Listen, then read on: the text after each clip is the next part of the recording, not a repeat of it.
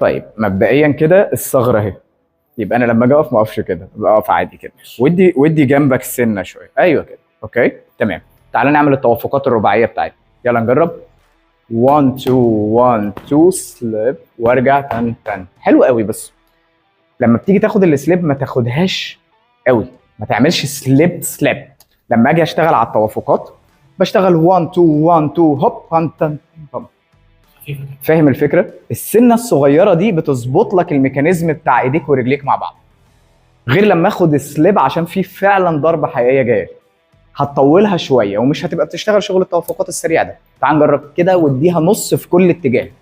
1 2 1 2 هوب 1 2 1 2، برافو.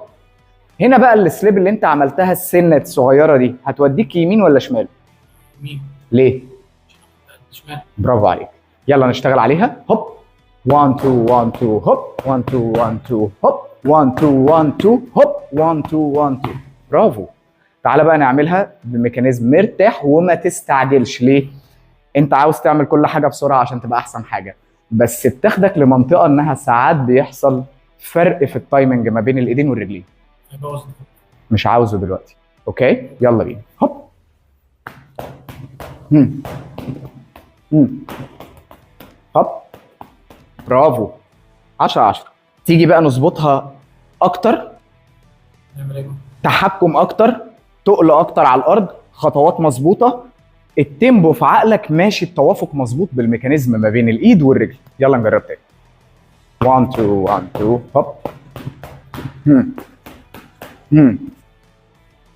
المفروض العكس، ما هو انت ما خدتش السنه السلاب. اوكي يلا تاني. هوب 1 2 1 2 10 10، برافو.